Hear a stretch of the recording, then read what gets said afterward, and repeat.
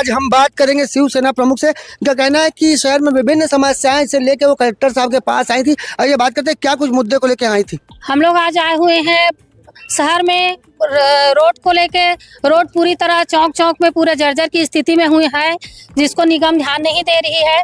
और तालाब है, जैसे बहुत से सिटी में ऐसे तालाब हैं जिसमें बहुत सारे काम होते हैं, और उसकी सुंदरीकरण किया जाए और सफाई किया जाए। जोरा तालाब है, जैसे कई सालों से वैसी पड़ा हुआ है, उसका सफाई ही नहीं हुआ है। और बंधुआ तालाब के दर्ज में ही मामा भाचा तालाब को भी किया जाए, उसका भी सिटी में है चूँकि, और सब काम उसमें होता है। दशकर्म जैसे काम होते हैं, और बहुत से ऐसे गांव हैं जिसको शहर में निगम में मिलाया गया है, पर सुविधा तो कुछ नहीं है। कलेक्ट्रेट में ज्ञापन सौंपे हैं और कलेक्टर साहब बोले हैं कि निगम को बोल के हम इस काम को जल्द से जल्द करवाएंगे, ऐसा आश्वासन मिला है हमको। सरकार बदली, नेता बदले, पर सिस्टम नहीं बदला।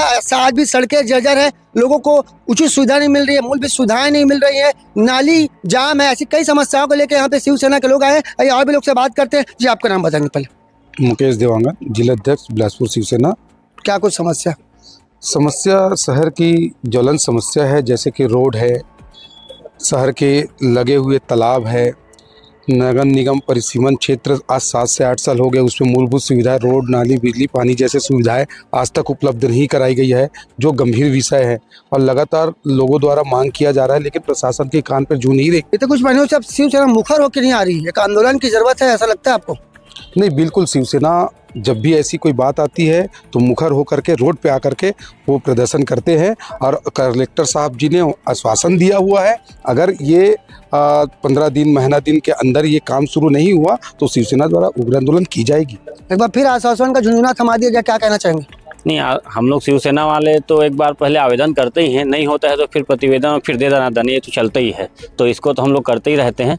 अगर आश्वासन के बाद अगर काम नहीं होगा तो धरना प्रदर्शन और उग्र आंदोलन लोकतांत्रिक तरीके से जो हमारे आम जनता करती है उसके साथ मिलकर हम लोग फिर आंदोलन करेंगे और अपनी मांग को। कांग्रेस सरकार और भाजपा सरकार में क्या अंतर लगता है? क्या कांग्रेस सरकार ने विकास किया कि भाजपा सरकार ने विकास किया कि दोनों ने नहीं किया? देखिए, विकास तो दोनों अपने स्तर पे करने की कोशिश कर रहे हैं, पर लोगों को आश्वासन बस मिल रहा है और काम तो होता नहीं है।